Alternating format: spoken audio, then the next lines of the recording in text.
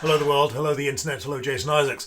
We're back and we're back with a video on voting behaviour, and we're going for the Brexit one, that of course being 2019. This is Paul Talks Politics. I'm Paul, it's where I talk politics, and spoiler alert, this time we can really sum it up in one particular page. If you're talking about the 2019 election, it all comes down to three things basically: B, B, C, and one of those C's is perhaps not the one you're expecting. You'll probably get the first two, that is Brexit and Boris. The third one is the campaign, and I'll explain exactly what I mean by that once we come back after the messages. Once again, thanks to Oscar for the tune, and cue the music. See you in a minute.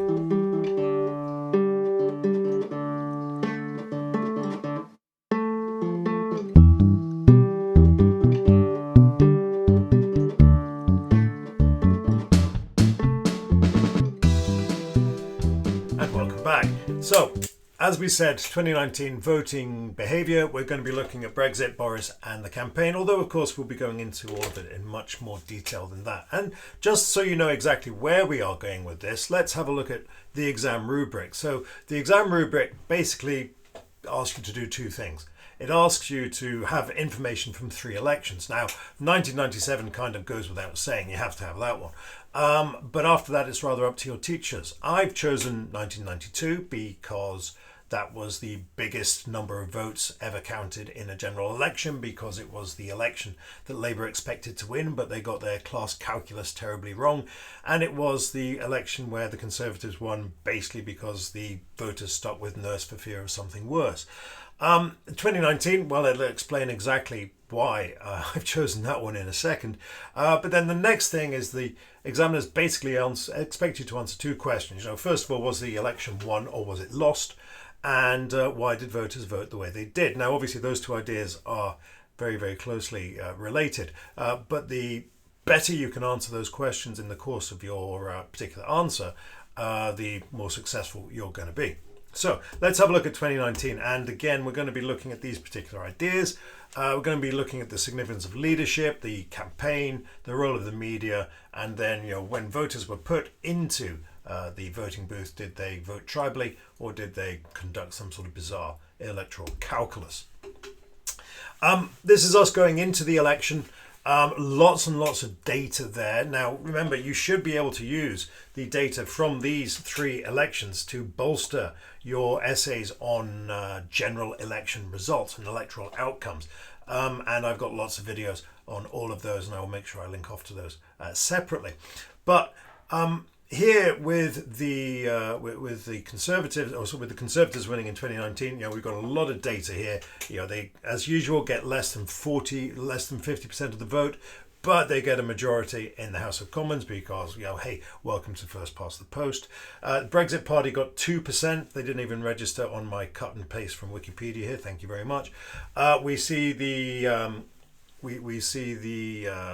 the regional parties getting a big turnout despite a numerically small return of votes, whereas the Lib Dems got just 3.5 million votes and yet 11 seats. You contrast those two bits of data there, and everything starts to fall into place. Even more so there: 1.2 million votes, 48 seats; 3.6 million votes, 11 seats. This is the data you're going to use in those other elections.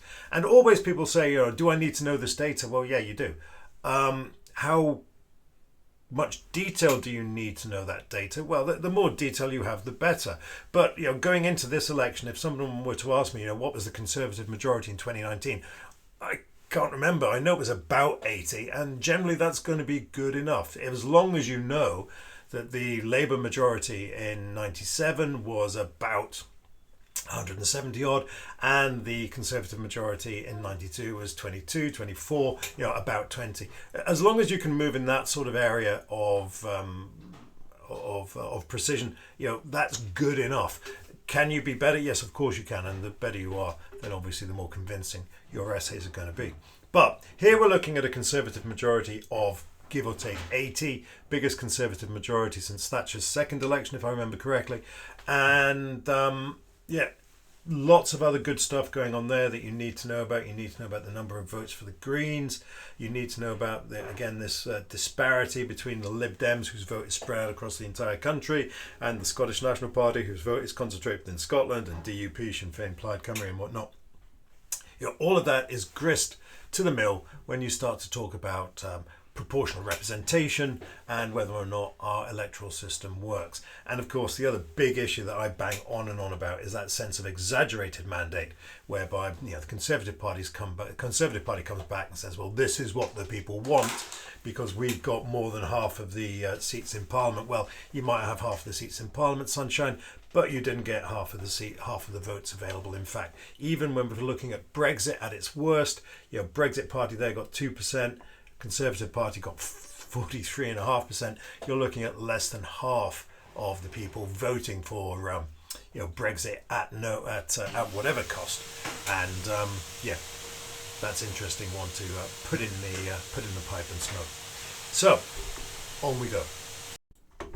Okay, let's look at leadership, and there is no doubt that the leadership of the parties had a significant bearing on the outcome of the election, but it's not necessarily the one that you might think. It's easy to assume that Boris, being Boris with that particular skill set, for good or ill, was able to bring certain qualities to the table that Corbyn lacked.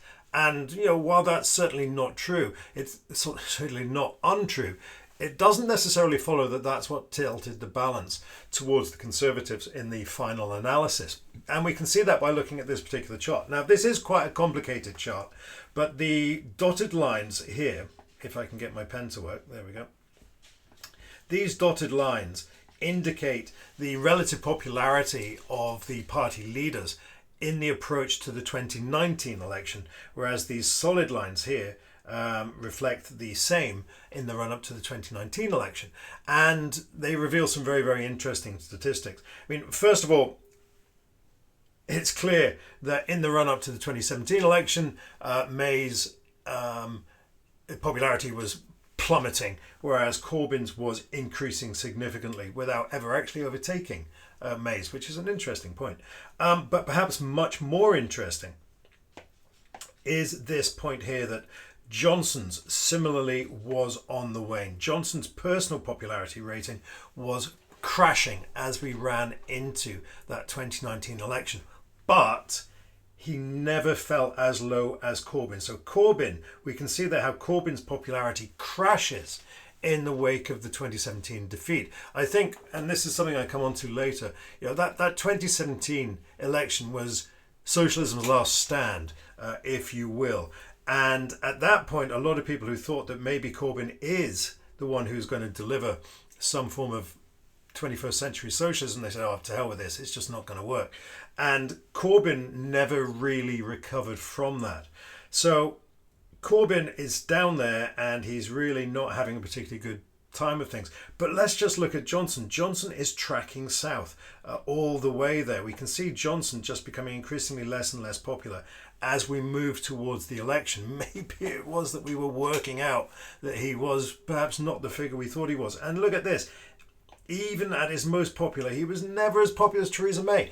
That is insane. So if it's not the personal qualities, if it's not Johnson's supposed natural charisma and charm what won it, then what exactly was the quality that he was bringing to the table? And the bottom line is this: it's Brexit. If you voted Brexit, you saw Johnson as the person who was going to deliver it. We were all at that point getting tired of his shtick. We were all starting to see that he was essentially this several minutes later caricature. That's the word. And I mentioned the other day that I had bumped into Cameron. And this is going to be a quick plug for this book. I'm not getting anything from it. But if you do want to know a little bit more about Johnson in particular, this is as good as it gets.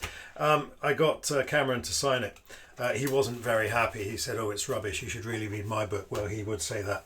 And I have to say that as someone who started the same time as Simon Cooper, and indeed somebody called Jacob Rees-Mogg, who features significantly in that particular book. The experience Kuba describes is very similar to the one I got. I certainly went to the Union once and never went back, which probably tells you more about me than about the Union, but that's a whole different story. The bottom line here is Johnson's shtick was on the wane, but he was still the great deliverer. He claimed he had an oven-ready deal. Some oven, some deal. And because of that, because he was seen as a true believer in the way that Corbyn wasn't. Remember that Corbyn was no fan of the EU as a true red socialist. He was of the opinion that the EU was essentially a capitalist scam designed to frustrate the will and the unification of the working people of Europe. So he was no fan of the EU, but he was campaigning, nominally at least, for the Labour Party. It's one of the reasons why the Labour Party ran such a shambolic campaign, because basically Corbyn's heart really wasn't in it. However, he was still more closely associated with Remain than Boris, and so what we see here is, was the leadership significant? Yes, but not because of the leaders' personal qualities. Indeed, the personal qualities of the leaders was evident here in that you can see Johnson steadily tracking south, where if you want to be generous, I suppose you could almost say that Corbyn's is tracking up. The difference was that Corbyn was not associated with Brexit in the way that Johnson was, and this was the Brexit election. So did leadership matter? Yes, but not because of the personal qualities, but more because of what that leader represented. I hope that's relatively clear. Let's have a think about geography and the Red Wall. This one's easy, isn't it? That would be nice. Right, so it's the North. What won it? So easy to go into the weeds here. Avoid it. Do not go into the weeds. This is, to a certain extent, about Brexit. To a certain extent, it's about the Conservatives. But what it's more about is about Labour. It's about the way in which Labour support was falling in the North because of the way in which Labour, certainly New Labour, seemed to be increasingly distant from the hopes, wants, needs of what you would once call its traditional power base in the North. Now, we do see in the North here, we see a sort of increase as we move from 2015 into 2017. And yet, without a shadow of a doubt, that falls again as we move into 2019. But the significant point here is that those increases that we've got there masks a significant shift in the overall pattern of votes. Theresa May made some significant gains in the number of votes in the North without actually tipping the balance into winning those seats. And funnily enough, exactly the same thing happened in reverse in the Tory heartlands. So what we're seeing is a bit of a subtle shift here. And again, it's really, really complicated, and I don't want to get into the weeds.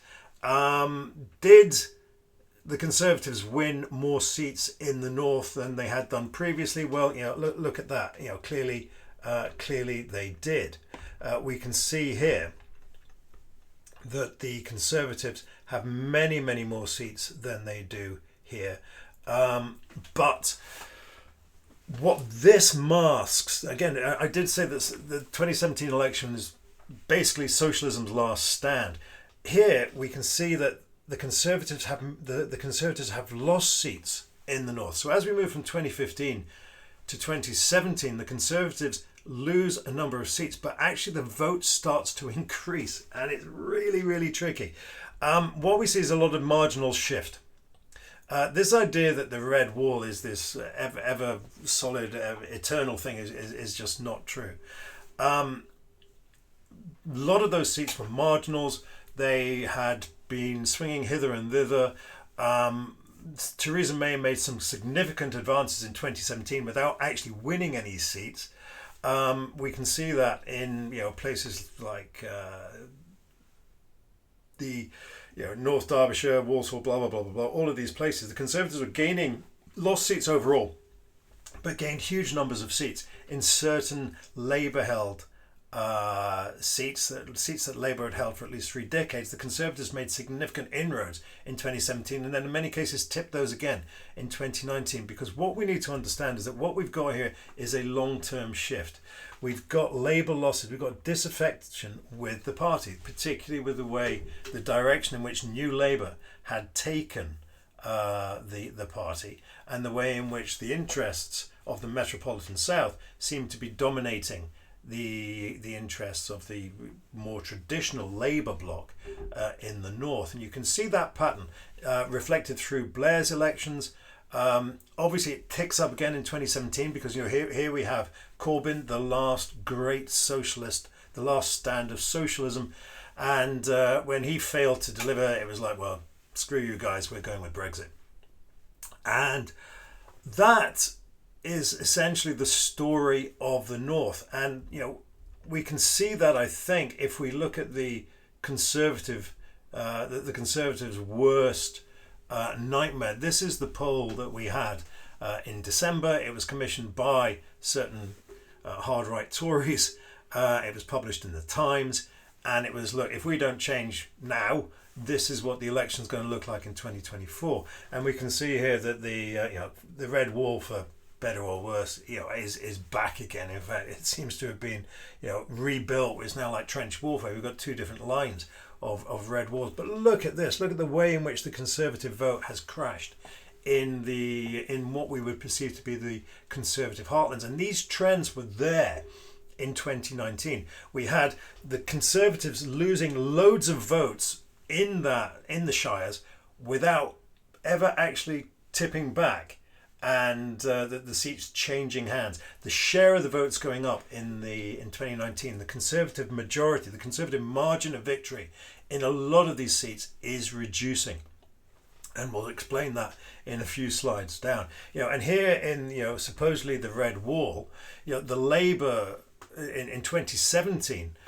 We saw the Labour margin of victory reducing without it actually losing many seats, because there just wasn't enough to tip the balance.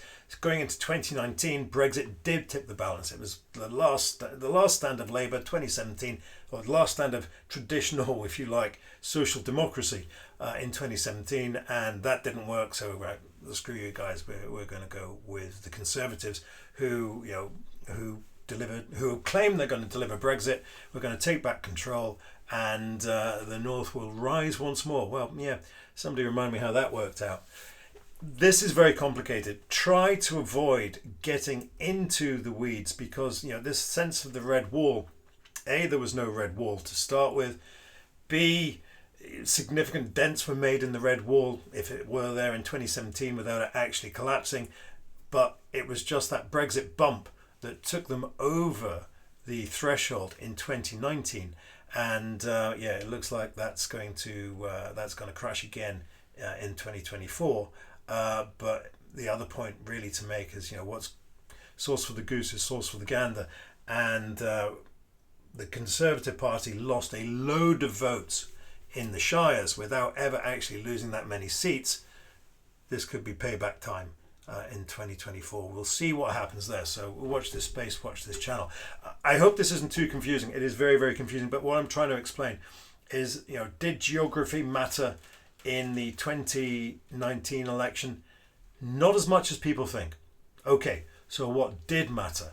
Well, let's get on to the campaign. So, the campaign. You know what? I can barely remember it. That's quite scary.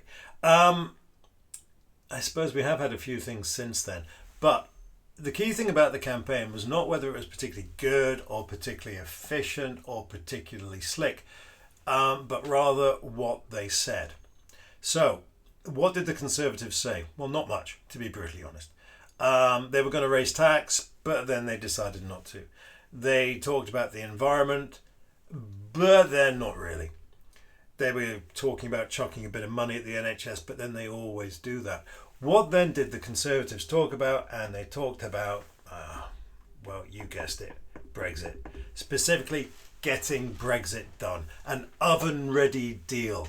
Brexit or die in a ditch, if I remember Johnson memorably saying at one point.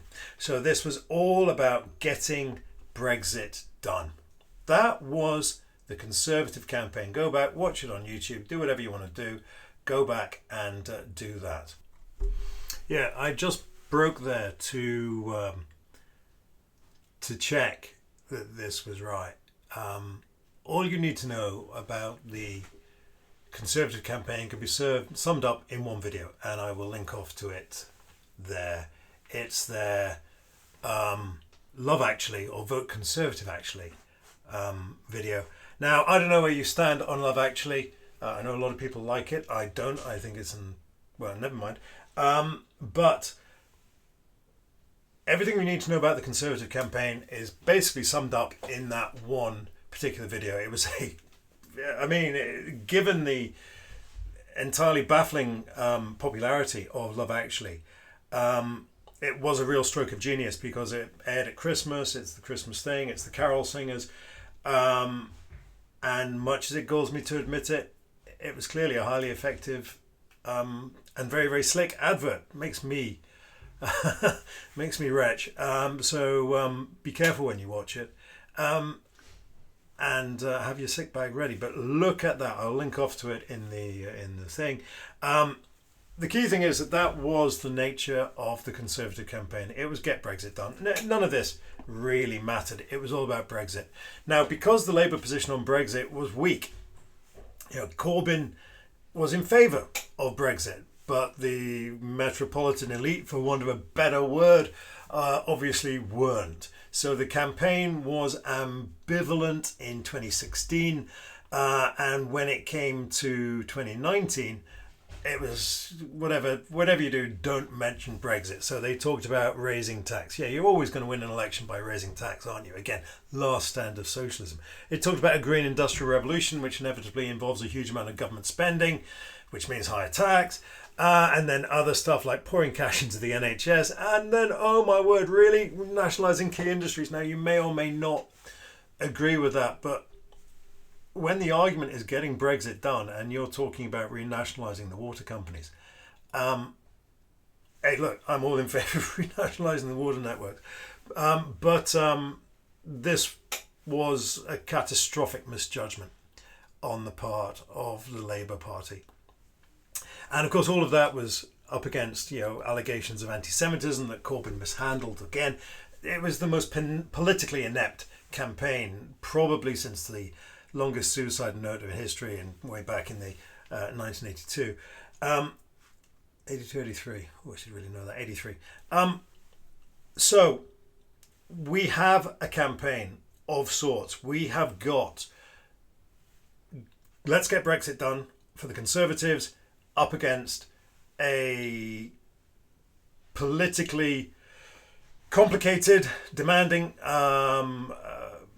campaign from Labour. And yeah, one of them landed and the other one didn't. And, I give you your 80-seat majority. I think a lot of people, when they, again, if we come back to that Conservative, that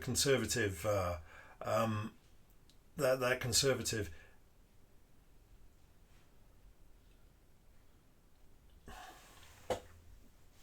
I think if we come back to that Conservative political broadcast, the real genius of it was to say that, perhaps you could even argue that all of this matters. All of this matters very, very much. But none of that's going to happen until we deal with this bit. So, if you want to get this bit done so we can go on to talk about that bit, first of all, you've got to get Brexit done. We can't talk about saving the NHS. We can't talk about an industrial revolution, green industrial revolution, or any of these other things while Brexit remains open. Well, while Brexit remains on the table, everything else has to wait. And so in that sense, you can say the Conservatives got it absolutely right with this particular campaign. And so if it weren't Johnson's qualities that won it, if it weren't geography that won it, I think the campaign may have been highly significant in winning it, because one of them got it right and the other one got it spectacularly wrong.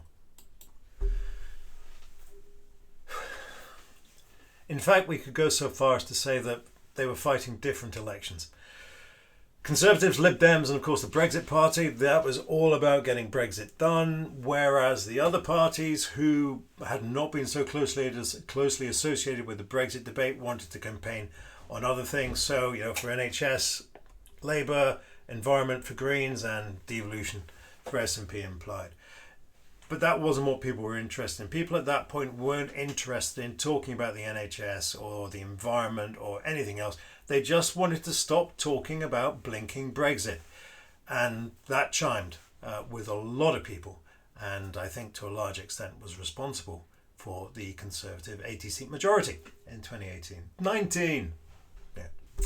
And I'm afraid it's not going to get any easier. So now we get into the tribal element of this. And here I'm looking at Curtis, who, again, we're making sweeping generalizations, okay? But let's put it this way. He said, okay, we're looking at traditional Leave support. That's your older voters, those with few, if any, qualifications. This is not me, this is Curtis. Simon Cole, I'm looking at you. All right, I know, yeah. And then your typical Remainers. Yes, you're younger than me, I know that. But younger voters and university graduates. So, well, I'll let you read. I'll let you read that. You're looking at people who might traditionally be voting Labour being drawn towards the Brexit supporting Tories, whereas those who might traditionally support the Conservatives being drawn towards Labour. Now, we need to be able to substantiate that, and thankfully we can. So here we are. If we look at the way in which these numbers change, and this is where it gets really interesting, and you can use numbers here to your advantage as long as you've got them. Look at the way the Conservative vote shifts here. So we've got 44% there in your AB, strengthens there a little bit. I wonder if you can think why that might be. And then falls away again as we get into the Brexit election. So here we've got pretty shallow support, massively increased there in 2017, but then increases again in 2019. But look at this. The Labour support goes up again there and there before falling away dramatically at that point. Look at the way in which UKIP as well moves. We've got massive UKIP presence there in 2015. They don't stand in 2017, and then they don't stand again in 2019. That's obviously going to work to the advantage of the Conservative Party. So what do we got going on here? Well, we could argue that, in 2015 we're looking at the last normal election. For better or worse, that's what I'm going to call it, the last normal election. We've got a fairly standard distribution of tribes. We've got a fairly significant posting, I suppose, there by a third party. But, hey, let's not get too into that. And the Liberal Democrats are sort of, don't forget about us. Then we get into the Socialist last stand, and look at the way in which socialism there has coalesced around, or rather the working class vote there has coalesced around the Labour Party. Particularly there, even the C1s coming across and voting. But then that collapses as we move into the 2019 election, which is of course the Brexit election. So socialism's last stand, 2017, that vote had within it many, presumably in the north, who had voted Labour and who had voted Brexit as that way of giving their views plain and simply to the man. That failed to deliver the result that they wanted, and so it was like, let's get Brexit done, and we see that switch there. So what does this mean? What it means is that this was a rational choice vote. It was about getting Brexit done. The last tribal vote, I think we can see here with socialism's last stand, we see a clear bifurcation between a big vote there for the Conservatives. That end decreases slightly as we go across there, but the really big figure here is this one, particularly here for Labour, but then that tribe dissolves as we go into the Brexit election. This was an issue-driven election as such, perhaps more issue-driven than any other election that we've seen so far. this was all about getting Brexit done, and that, you know, defied traditional boundaries, it defied leadership, it defied geography. We've got 45% of the country there voting, and, you know, Johnson turning around at that point and saying, well, this is clearly what the country wants, whereas equally clearly it's what 55% of the country don't want. Leave voters all backed those parties. The Remain vote was split across different protagonists.